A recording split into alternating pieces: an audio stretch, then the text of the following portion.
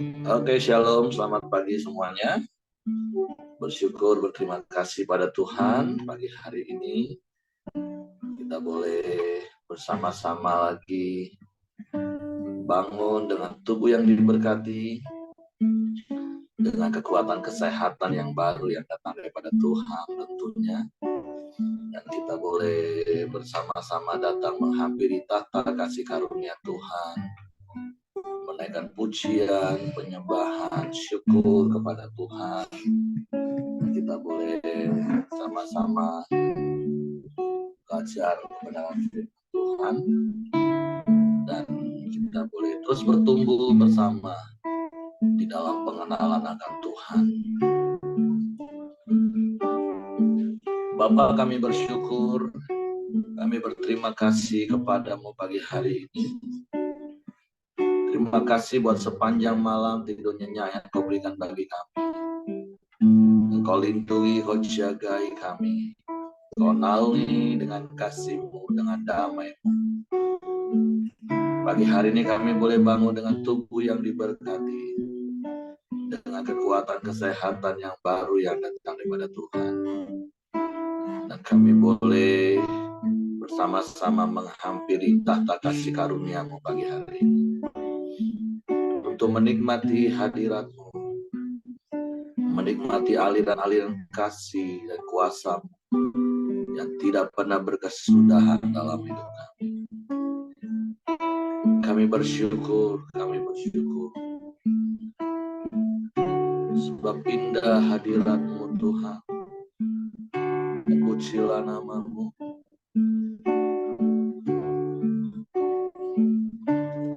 Saat indah ku berhadapan denganmu,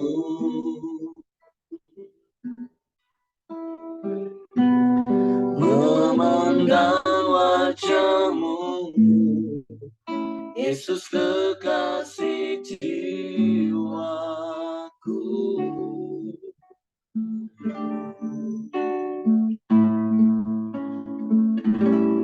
Bawa daku erat dalam pelukan-Mu,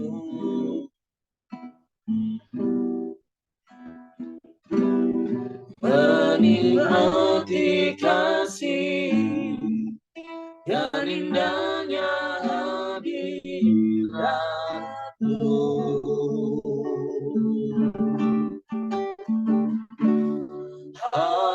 Hadirat-Mu Tuhan, ku rasakan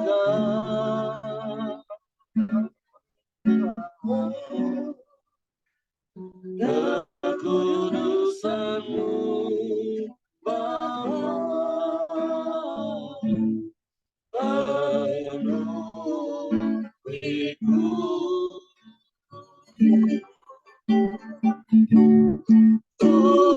Rindu selalu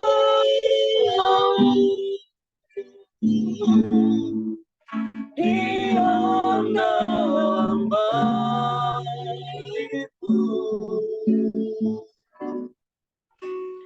menikmati kasih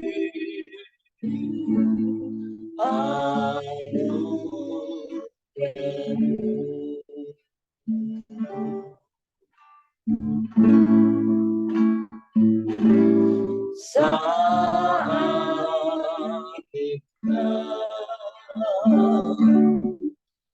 ku berhadapan denganmu,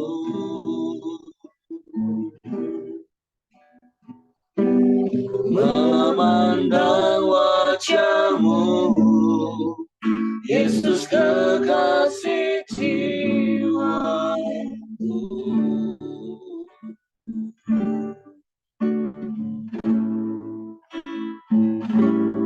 Bawa daku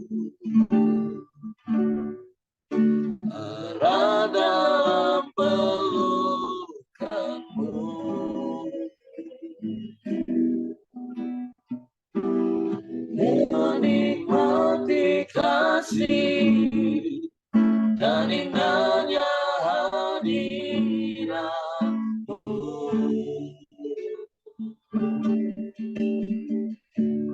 Hadirat-Mu Tuhan, ku rasakan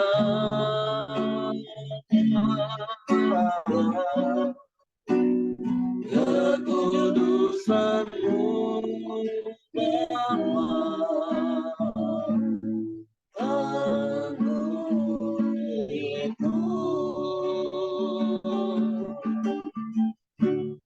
ku rindu selalu diam dalam bait-Mu, menikmati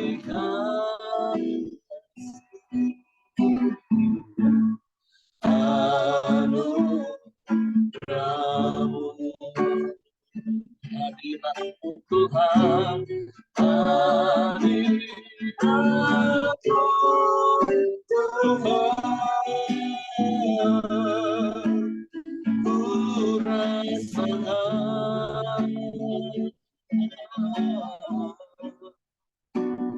kekudusan-Mu Bapa.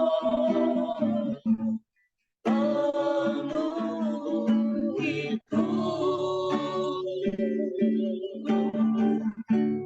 ku rindu selalu diam dalam bait-Mu,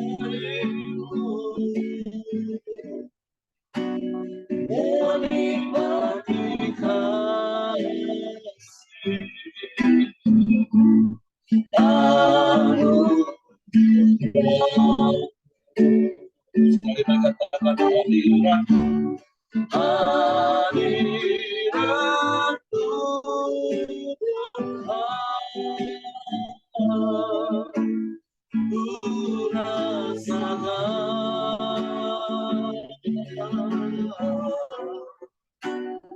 kekudusan-Mu Bapa. Penuhiku, ku rindu selalu diam dalam bait-Mu, menikmati kasih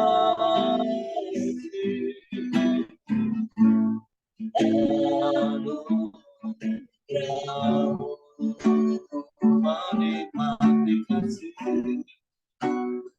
menikmati kasih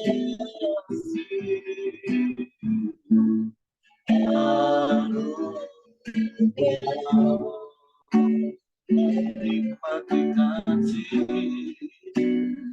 menikmati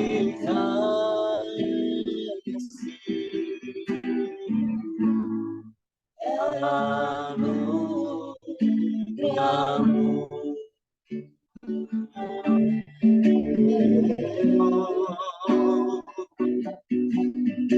Kami bersyukur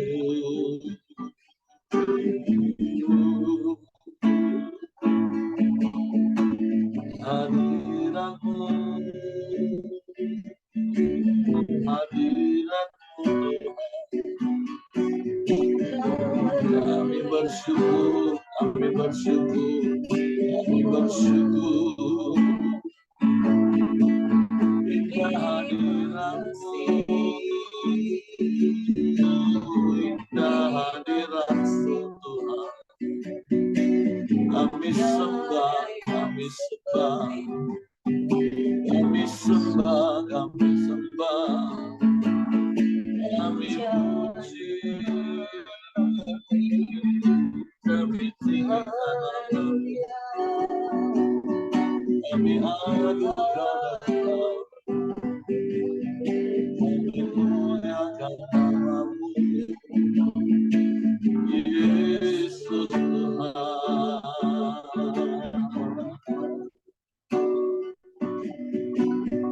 hadirat, di dalam hadirat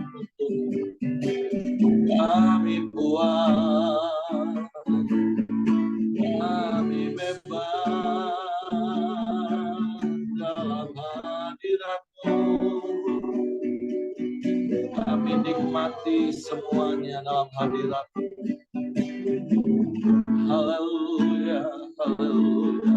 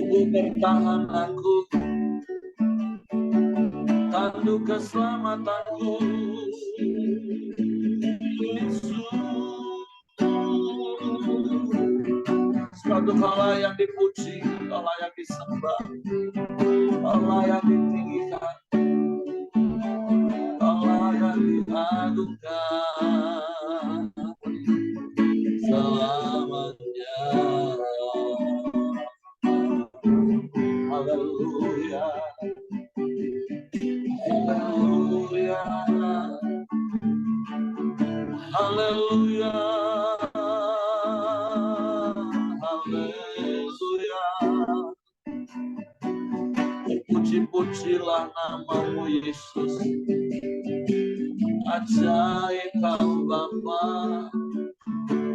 ajaib kau Bapa. Kau Bapa yang setia, yang tak pernah meninggalkan kami, yang tak pernah membiarkan kami. Kami bersyukur, kami bersyukur, kami bersyukur, kami bersyukur. Haleluya, haleluya. Mulia namamu, mulia namamu.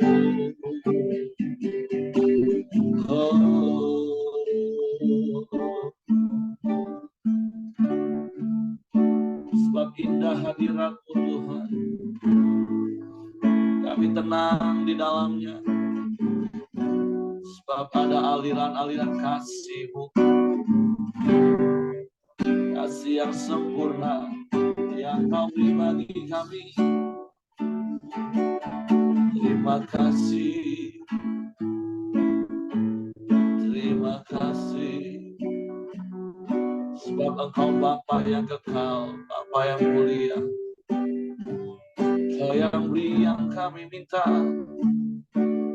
Kau Bapa yang menyediakan semuanya. Kami bersyukur, kami bersyukur. Haleluya.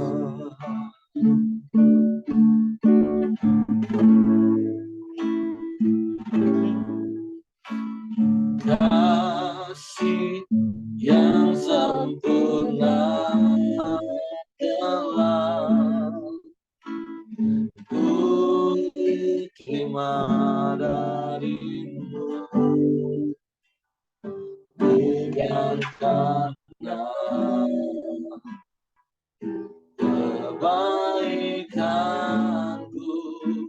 hanya oleh kasih karunia-Mu. Kau pulihkan aku, layakkanku, ku dapat memanggil-Mu Bapa. Kau yang ku pinta saat ku mencari, ku mendapatkan, untuk ketuk pintu-Mu yang kamu berikan. Sangka Bapa yang kekal, takkan Kau biarkan aku melangkahnya sendirian. Kau selalu ada bagiku.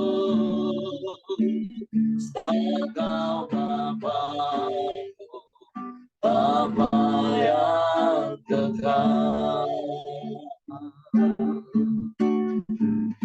Kami bersyukur buat kasih yang sempurna, kasih yang sempurna telah ku terima darimu,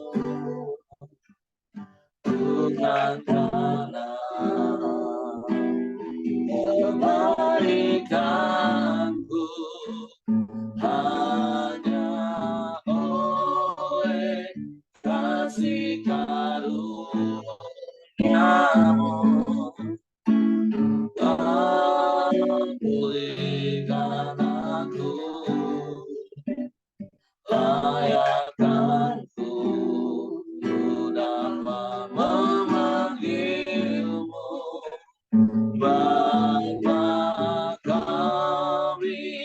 yang ku pinta saat ku mencari, ku mendapatkan, ku ketuk pintu yang kau bukakan, sebab kau Bapa-Ku, Bapa yang kekal. Takkan kau biarkan aku melangkah hanya sendirian. Kau selalu ada bagiku, sebab kau Bapa-Ku, Bapa yang kekal.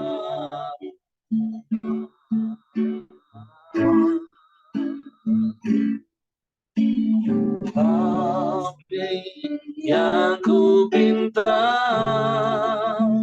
saat ku mencari, ku mendapatkan, ku ketuk pintumu dan kau bukakan, sebab kau Bapa-Ku, Bapa yang kekal. Takkan kau biarkan aku melangkahnya sendirian. Kau selalu ada bagiku, kau selalu ada, kau selalu ada bagiku, kau selalu ada, kau selalu ada bagiku,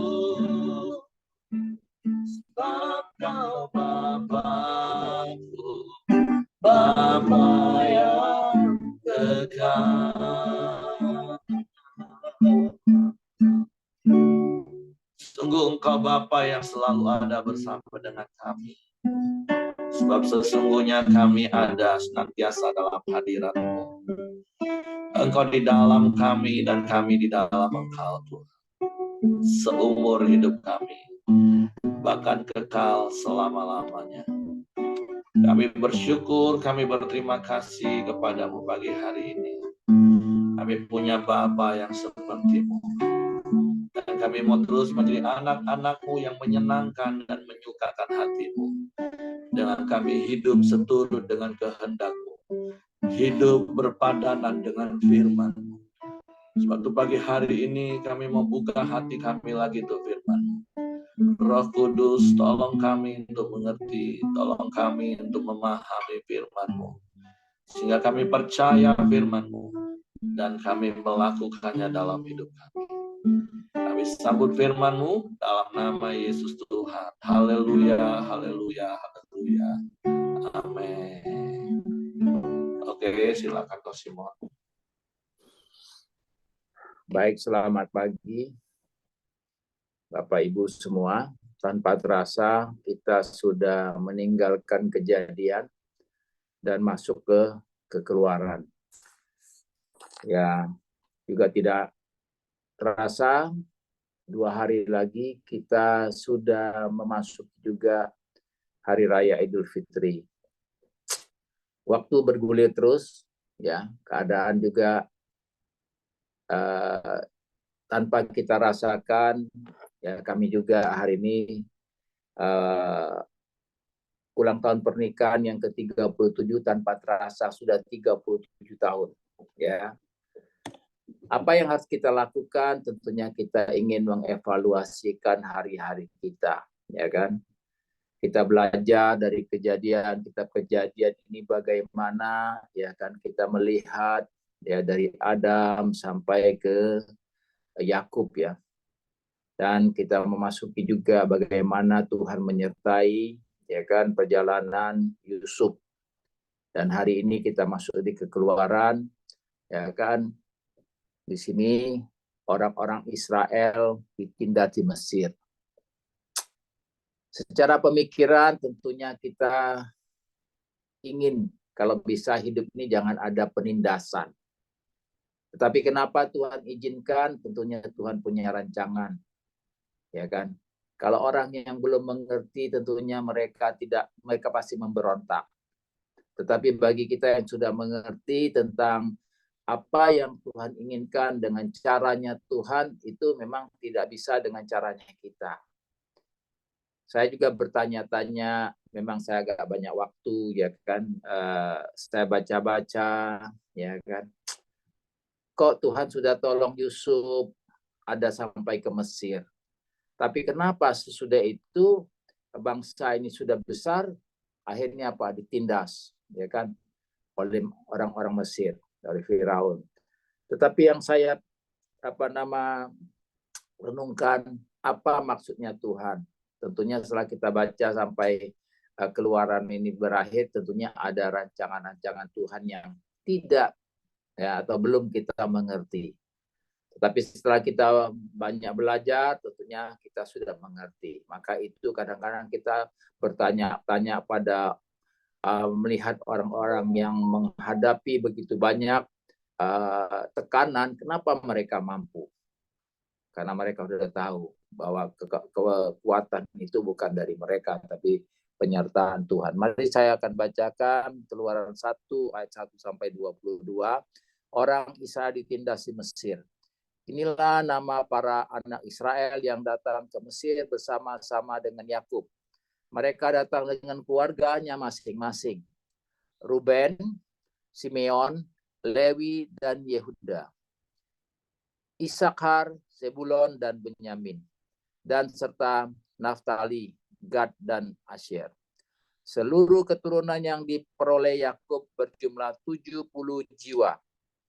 Tetapi Yusuf telah ada di Mesir. Kemudian matilah Yusuf serta saudara-saudaranya dan semua orang-orang seangkatan dengan dia. Orang-orang Israel beranak cucu dan tak terbilang jumlahnya. Mereka bertambah banyak dan dengan dahsyat berlipat ganda sehingga negeri itu dipenuhi mereka. Sampai ayat 7 dulu. Saya merenungkan, saya minta hikmat Tuhan. Kenapa? Ya kan? Di sini saya lihat Tuhan itu mau mengajar kita. Tuhan itu mau, ini yang saya dapat ya, pribadi saya. Tuhan itu ingin, ya kan, kita ini dapat merasakan dan mengalami, ya kan, bahwa kasih Tuhan itu besar. Kalau kita lihat Tuhan sudah menyertai Yusuf, kenapa? Ya kan, akhirnya mereka tertindas, Yusuf sudah meninggal. Nah, di sini yang saya dapat, ya kan, kadang-kadang kita ini selalu mengandalkan pikiran kita. Kita tidak mengandalkan pikiran Tuhan. Kenapa? Ketika waktu itu Yusuf kan sudah menjadi seorang yang nomor 1 di di Mesir, ya, Perdana Menteri. Jadi sudah menjadi mangku bumi di situ. Jadi apa yang terjadi kadang-kadang terlintas di pikiran kita, kita suka mengandalkan orang-orang yang punya kedudukan. Nah, dalam hidup ini kadang-kadang ya apalagi di bangsa kita ini, siapa yang berkuasa, dialah yang menjadi paling hebat. Tuhan tidak mau seperti itu, ya kan? Saya renungkan Tuhan itu maunya apa, ya kan? Ini kan tertindas sebetulnya. Tapi Tuhan bilang apa? Kalau engkau disakiti orang, ditampar pipi kiri, kasih pipi kanan. Tuhan itu mendidik kita supaya apa? Supaya kita selalu harus hidup sesuai dengan firman Tuhan. Maka dalam ajaran firman Tuhan inilah hidup kita itu tidak terjadi banyak masalah. Ya, semua masalah itu kalau kita ikuti sesuai dengan apa yang firman Tuhan ajaran kita, tidak ada banyak masalah. Tapi masalah itu terjadi karena kita keluar dari apa yang Tuhan inginkan, maka terjadi masalah. Nah, di sini kita tahu bahwa ketika bangsa Israel itu, ya kan, bertambah banyak di Mesir, ya kan, Firaun pun takut kan. Nah, takutnya apa? Karena seseorang yang pernah membuat orang itu dia pernah berbuat jahat, jadi dia udah tahu caranya gimana berbuat jahat. Dia takut kalau orang besar akan melawan dia. Dan memang kadang-kadang mayoritas itu sewena-wena, ya. Mayoritas sewena-wena. Kita tahu kita hidup di daerah minoritas. Kita ini tidak boleh, itu tidak boleh, bergerak sedikit ini sudah kekang sebagaimana. Tapi mereka semau maunya kan, di mana-mana, di pojok mana aja ada ya, tempat ibadah mereka, ya kan, tanpa izin, yang penting asal mau bangun. Nah, ini kan yang terjadi seperti hidup yang Tuhan mau perlihatkan kepada kita. Jadi kita sebagai anak Tuhan kita tidak boleh ya semena-mena, ya. Tapi Tuhan mau apa? Kita harus hidup seturut firman Tuhan. Kita harus berjalan sesuai kebenaran firman Tuhan. Nah, jadi di sini saya melihat kita tidak boleh mengandalkan apa yang ada di pikiran kita semua. Karena manusia ya, saya juga seorang dominan, kadang dulu tuh selalu mengandalkan apa? Kekuatan saya. Tuhan belum jawab, kita udah punya imajinasi ya, Tuhan sudah jawab. Sebetulnya belum ya. Nah, dengan perjalanan waktu ya kan, kita harus sama-sama belajar ya kan. Kita evaluasi, kita ini semakin banyak teman apa semakin banyak musuh, ya kan? Nah, semakin hari gimana kita dengan dekatnya orang-orang yang di ring satu kita semakin akrab atau semakin renggang, ya kan? Saya bersyukur punya istri yang selalu menasihati saya. Kemarin memang perut saya itu agak tak tahu kemana kencang sekali. Saya diajak keluar makan oleh Chris. Saya bilang, aduh papi nggak usah ikut lah. Istri saya bilang, kamu itu kadang-kadang tidak menghargai anak yang membawa kamu, ajak kamu pergi. Saya juga pikir, oh iya ya. Tapi waktu kencang sekali perut saya pikir, saya nggak mau lah pergi makan di luar. Nah, tetapi di sini kadang-kadang kita banyak ya kan mengandalkan pikiran kita hanya untuk kepentingan kita. Tapi di sini Tuhan ajarkan saya bagaimana ke depannya. Ya kan kita harus selalu ada evaluasi, ya kan, dalam hidup ini supaya kita ini memang jadi murid dan anak Tuhan yang menjadi teladan. Nah, yang ketiga, apa yang Tuhan inginkan di sini? Tuhan itu mau kita ini mengandalkan Tuhan, bukan mengandalkan kemampuan kita. Karena kemampuan kita yang kita andalkan itu ada batasnya. Kita lihat di ayat 6, kemudian matilah Yusuf serta saudara-saudara dan semua orang seangkatan dengan dia. Ya kan, ketika Yusuf nggak ada lagi, ya udah mati, bahkan raja yang pertama yang mengganti dia pun tidak kenal sama dia. Sebenarnya mungkin tidak kenal kalau kita masuk kantor pemerintahan, kantor gubernur situ ada dari gubernur pertama sampai sekarang kan. Tidak mungkin tidak kenal. Tetapi itulah manusia. Ya kan? Nah, jadi kita nggak bisa mengandalkan kekuatan manusia. Ya, saya juga merasakan ya, dulu dan sekarang. Tapi maka saya bersyukur anak-anak sudah mulai mengerti mereka karena bukan mereka tambatan luar, jadi mereka tuh tidak mau seperti gaya hidup orang-orang di Jambi dulu. Sebetulnya memang satu kerugian besar, tapi mereka nggak mau. Saya bersyukur juga. Akhirnya apa? Kita nggak perlu lagi harus pegang sana, pegang sini. Karena apa? Ya kan? Ketika mereka sudah pensiun, ya kan? Gantinya, nah, itu nyambung lagi. Akhirnya kita lelah sekali hidup ini. Jadi maka saya mengajak semua kita jalan yang benar, ya kan? Supaya beban kita nggak berat. Ya, itu yang dari 1 sampai ayat ke-7. Ayat ke-8 kemudian, bangkitlah seorang raja baru memerintah tanah Mesir yang tidak mengenal Yusuf. Berkatalah raja itu kepada rakyatnya, bangsa Israel itu sangat banyak dan lebih besar jumlahnya daripada kita. Marilah kita bertindak dengan bijaksana terhadap mereka, supaya mereka jangan bertambah banyak lagi, dan jika terjadi peperangan janganlah bersekutu, nanti dengan musuh kita dan memerangi kita lalu pergi dari negeri ini. 11. Sebab itu pengawas-pengawas Rodi ditempatkan atas mereka untuk menindas mereka dengan kerja paksa. Mereka harus mendirikan bagi Firaun kota-kota berbekalan, yang di Pitom dan Ramses. Tetapi makin ditindas, makin bertambah banyak dan berkembang mereka. Sehingga orang-orang merasa takut kepada orang Israel itu. Lalu dengan sekejam orang Mesir memaksa orang Israel bekerja.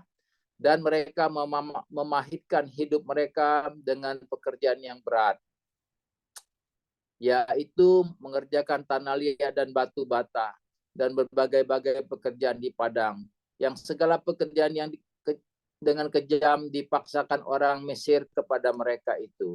Raja Mesir itu juga memerintah kepada bidan-bidan yang menolong perempuan Ibrani seorang bernama Sifra dan lainnya bernama Pua. Katanya, apabila kamu menolong perempuan Ibrani pada waktu bersalin, kamu harus memperhatikan waktu anak itu lahir. Jika anak laki-laki, kamu harus membunuhnya. Tetapi jika anak perempuan, boleh ia hidup. Tetapi bidan-bidan itu takut akan Allah dan tidak melakukan perintah, dan melakukan seperti yang dikatakan Raja Mesir kepada mereka dan membiarkan bayi-bayi itu hidup.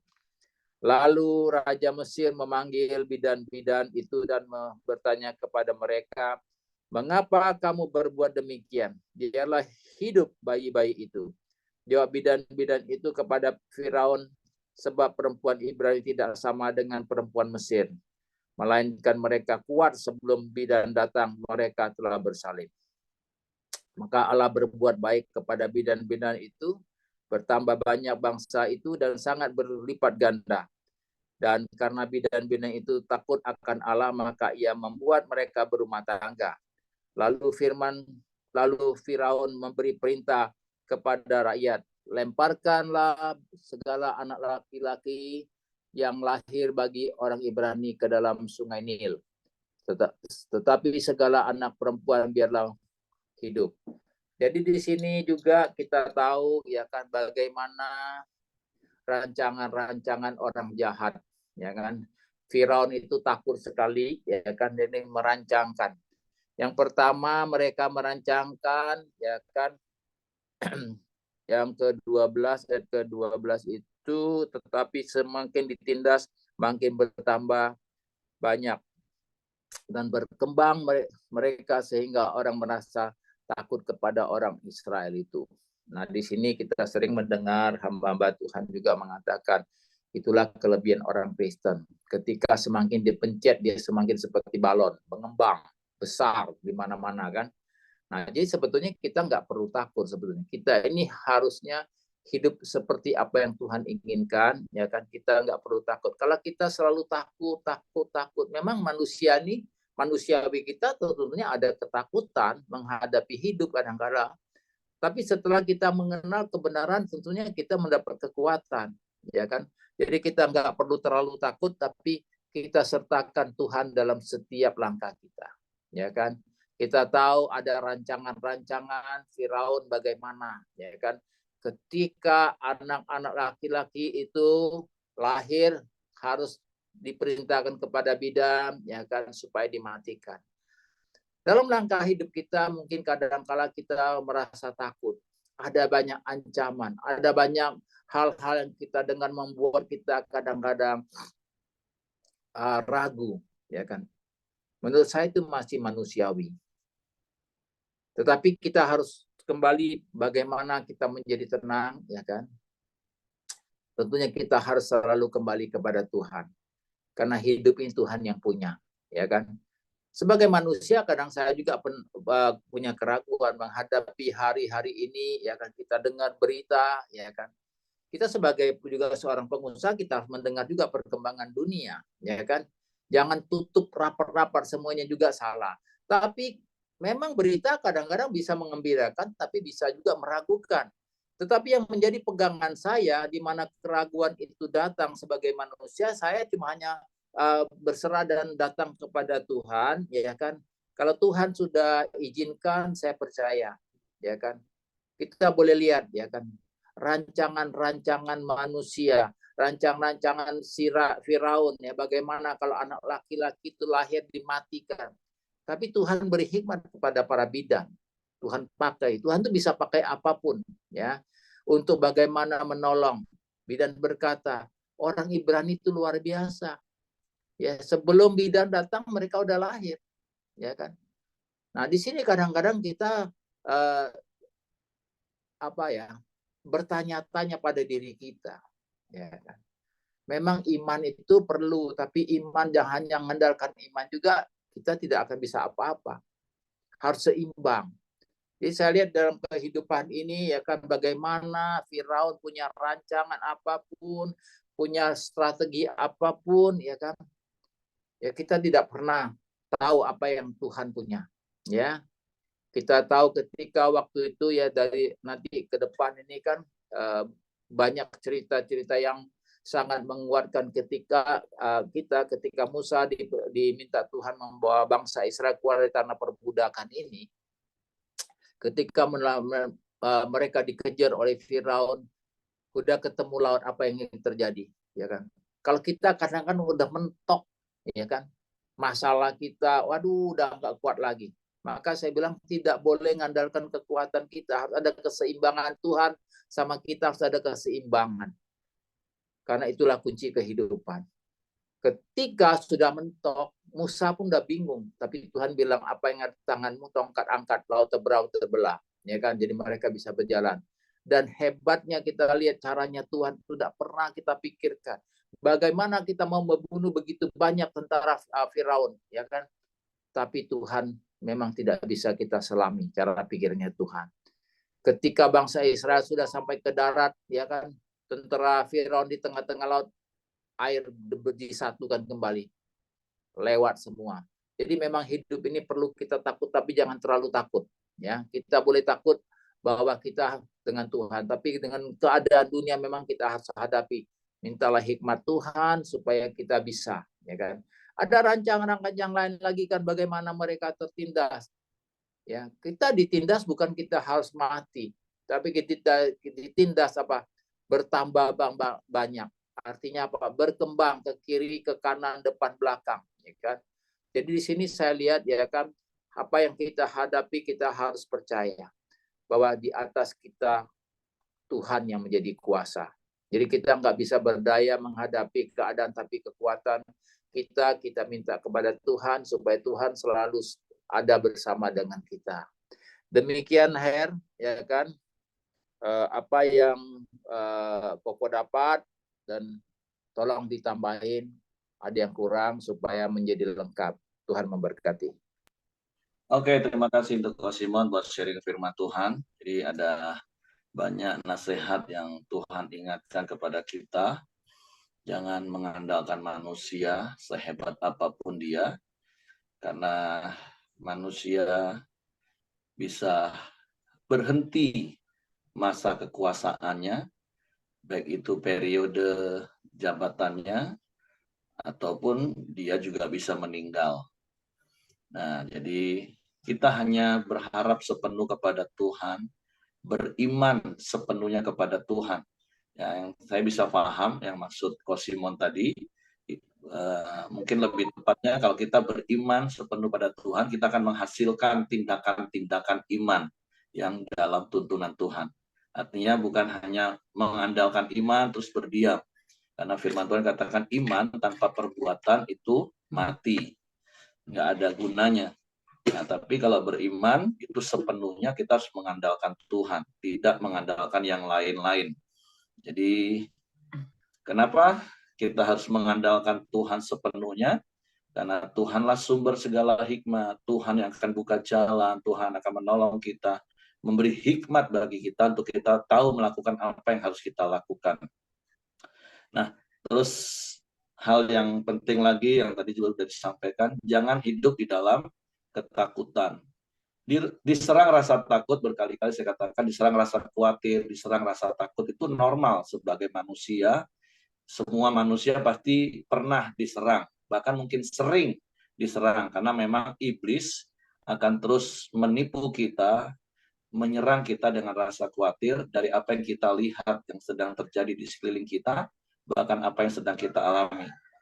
Tapi jangan hidup dalam kekhawatiran, jangan hidup dalam ketakutan. Karena kalau orang yang hidup dalam ketakutan, maka dia akan bisa memikirkan hal-hal yang tidak berkenan kepada Tuhan. Karena saking takutnya. Karena khawatir, takut itu kan lawan dari iman.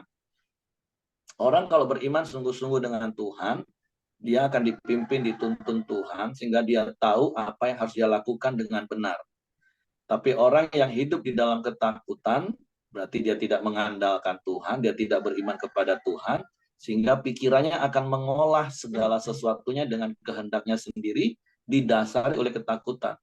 Sehingga kita lihat hari ini akibatnya jelas. Muncullah kejahatan, bahkan muncullah hal-hal yang kejam, muncul hal-hal yang di luar nalar, memerintahkan orang untuk membunuh bayi-bayi. Nah, jadi hati-hati dengan serangan iblis yang namanya kekhawatiran dan ketakutan. Sekali lagi, diserang rasa takut, diserang rasa khawatir itu normal, karena memang iblis akan menyerang kita terus. Tapi sebagai orang-orang yang percaya kepada Tuhan, jangan hidup dalam kekhawatiran, jangan hidup di dalam ketakutan, tapi hidup beriman. Karena sekali lagi, iman itu lawan dari kekhawatiran dan takut. Dan ketika kita hidup beriman kepada Tuhan sepenuhnya, maka Tuhan akan menuntun langkah hidup kita. Tuhan akan menolong kita untuk kita tahu apa yang harus kita lakukan. Oke, itu saja yang ingin saya sampaikan pagi hari ini. Terima kasih Ko Simon, sekali lagi HWA untuk Ko Simon dan Ciaping. Kiranya apa yang firman Tuhan tulis di Mazmur 128 itu menjadi bagian dalam rumah tangga Ko Simon dan Ciaping, sehingga Amen. melihat keturunan sampai pada keturunannya, keturunan yang takut akan Tuhan. Oke, Ciaping mau tambahkan sesuatu? Ya, bersaksi sedikit. Oke, Tuhan, silakan. pagi ini kami bersyukur ya Tuhan Yesus baik. Buat pernikahan kami udah 37 tahun, suka dan duka ya, karena berjalan bersama-sama dengan Tuhan sampai saat ini ya, ada pemeliharaannya. Satu hal yang saya rasakan dalam pernikahan rumah tangga kami, saya merasakan satu kelepasan gitu. Karena selama ini saya itu tentang keuangan khususnya ya, saya itu tertutup kepada suami saya. Meskipun dalam beberapa tahun-tahun hari-hari berjalan selalu firman Tuhan, kadang setiap pemimpin dalam baik di SCMN maupun di WB itu keuangan suami istri harus tahu ya. Nah, tapi saya harus merasakan itu satu kesalahan buat saya karena saya sangat tertutup. Kenapa?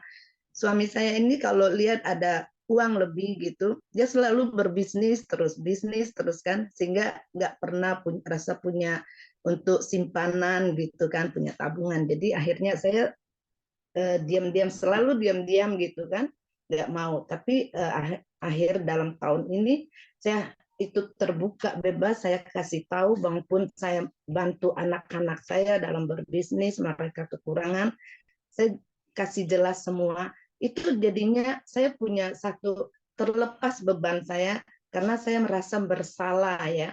Kalau selama ini saya tertutup banget. Nah, tapi di Tuhan untuk yang pernikahan ke-37 tahun ini, saya merasa lebih baik lagi.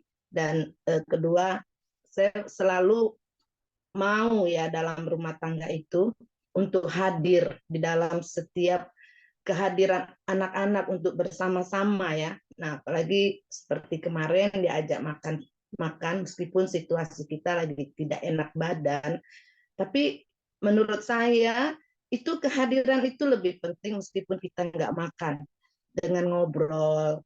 Nah, jadi kita itu rasa lebih dekat gitu, karena saya merasakan bahwa hari-hari kami suami istri sibuk dan rasanya kurang untuk kehadiran kepada anak-anak maupun kepada cucu-cucu. karena saya merasakan bahwa apalagi cucu-cucu sekarang ya luar biasa eh, nalarnya maupun apa ya, kadang-kadang tuh hebat ya anak-anak sekarang gitu. Yang kita apa dari zaman yang kita dulu beda dengan sekarang. Makanya kita perlu sebagai orang tua itu selalu hadir buat mereka, apalagi lebih buat menanamkan kebenaran-kebenaran firman Tuhan ya. Kadangkala dia juga protes kepada kita orang sebagai nai-nai dan yeye-nya ya. Nah, sebab itu saya selalu rindu untuk hadir kepada mereka ya. Nah, kalau dulu dalam pernikahan saya merasa tertindas ya seperti firman Tuhan pagi ini ya. Tapi ya di 37 tahun ini penindasan itu tidak ada lagi karena saya juga merasakan bahwa hari-hari ke depan kita tidak tahu kapan Tuhan mau panggil kita ya. Jadi makanya kita mau belajar egois kita tinggalkan, hilangkan, biar belajar untuk menyatukan hati dan pikiran.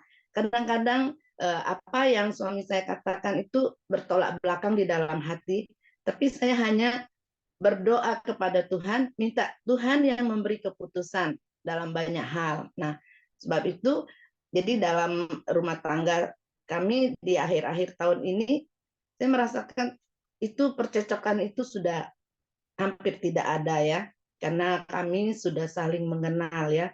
Semakin kita tua dalam pernikahan, kita semakin mengenal sesama ya, karena kadang juga kalau dia pergi saya merasa kehilangan ya. Tentu juga kalau suami saya pergi ya dia merasa juga kehilangan juga ya. Nah, itulah dalam pernikahan yang ke-37 ini ya komitmennya tidak ada pertengkaran ya. Kalau tahun-tahun yang lalu masih ngambek-ngambek ya, masih marah-marah.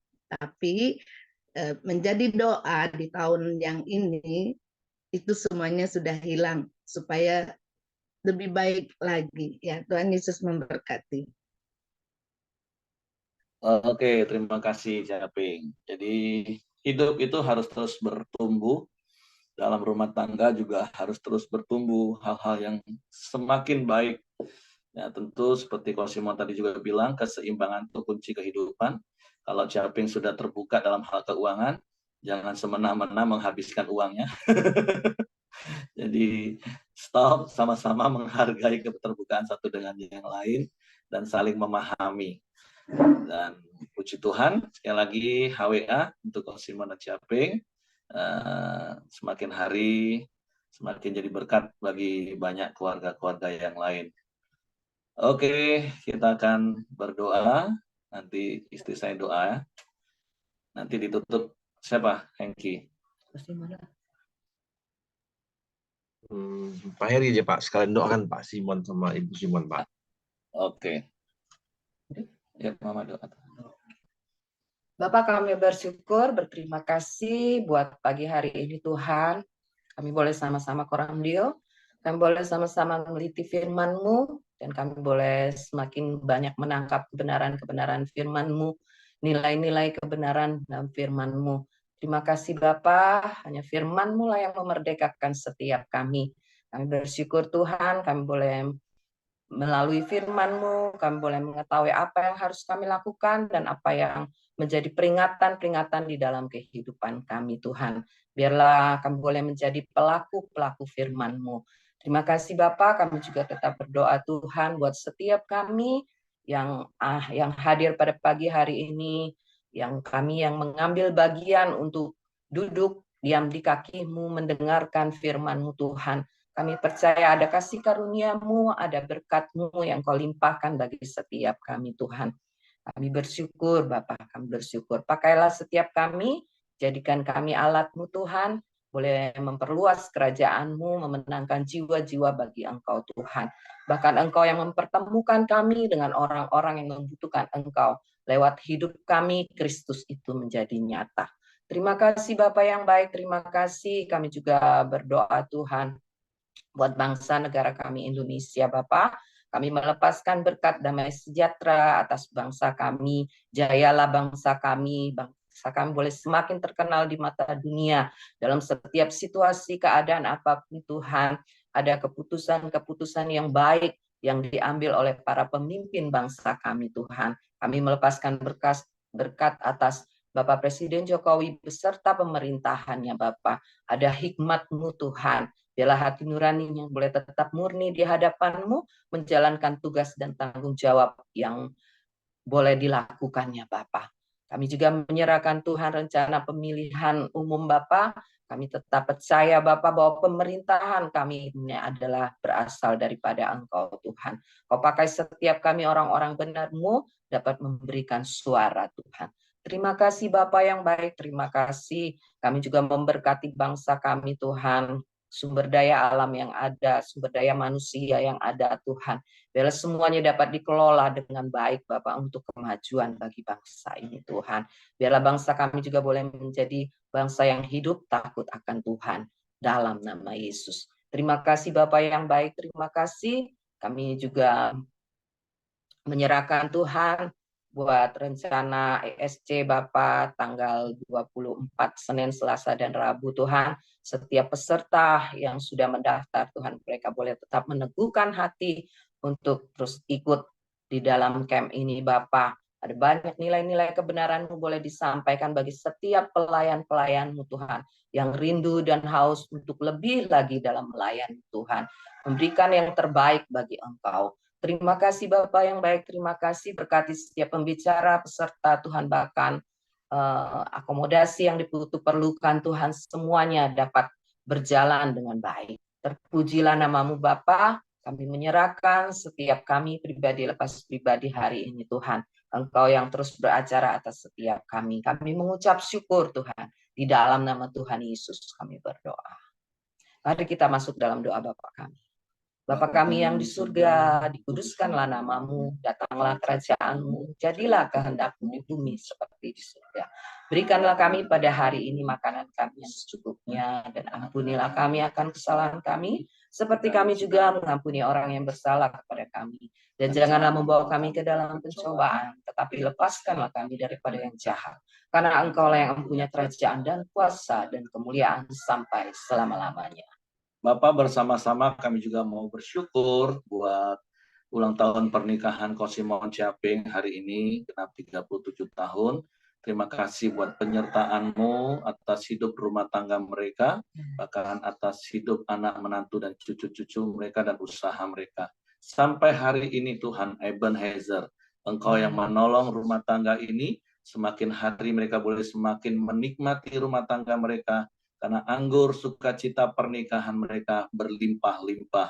Dan tidak ada rubah-rubah kecil yang dapat menggerogoti buah dan kebun anggur pernikahan mereka. Sehingga kebun anggur pernikahan mereka menghasilkan anggur sukacita yang berlimpah. Bukan saja dapat mereka nikmati dalam rumah tangga mereka, tapi dapat dinikmati oleh keluarga-keluarga yang lain ketika mereka melihat kesaksian hidup dari keluarga Kosimon dan Ciaping. Untuk Tuhan kami berdoa hari ini, biarlah kasih karunia-Mu, anggur sukacita itu berlimpah-limpah. Engkau yang memagari rumah tangga Kosimon Ciaping dan anak menantu dan cucu dengan kasih karunia-Mu, dengan perlindungan-Mu Tuhan. Tidak ada celah sedikit pun bagi kuasa iblis untuk mengintimidasi apalagi merusak rumah tangga ini. Tapi ada kasih karunia Tuhan yang melingkupi rumah tangga Kosimon Ciaping, sehingga hidup mereka diberkati untuk jadi berkat. Dan setiap lumbung perbendaharaan mereka Engkau limpahi dengan berkat-Mu, sehingga dapat mereka kelola dengan bijak, mereka nikmati dengan sukacita, bahkan mereka salurkan dengan sukarela Tuhan. Sehingga hidup keluarga Kosimon Ciaping sungguh-sungguh diberkati untuk jadi berkat bagi banyak orang. Terpujilah nama-Mu, kami melepaskan berkat Abraham, berkat Ishak, berkat Israel, berlimpah-limpah atas hidup rumah tangga Kosimon Ciaping. Terpujilah nama-Mu, begitu juga dengan setiap kami, rumah tangga kami. Biarlah pagar kasih setia-Mu memagari kebun rumah tangga kami, menghasilkan buah anggur, dan anggur sukacita itu boleh berlimpah-limpah dan dapat dinikmati, bahkan oleh orang-orang di sekeliling kami. Kami bersyukur buat hari baru yang Kau jadikan bagi kami ini. Sepanjang hari ini kami serahkan hidup kami ke dalam tangan kasih kuasa-Mu. Tutup bungkus kami dengan kuasa darah Yesus, malaikat magar tempat tinggal kami, menyertai keluar masuk kami sepanjang hari ini. Dan biarlah kasih karunia Bapa, damai sejahtera dari Yesus Kristus, serta pimpinan persekutuan Allah Roh Kudus menyertai kita sekalian mulai hari ini sampai Maranatha, Dia Yesus datang kali yang kedua. Di dalam berkat nama Tuhan Yesus Kristus. Haleluya.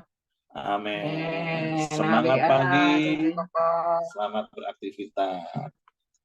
Terima kasih Eri dan teman-teman Ya. buat doanya.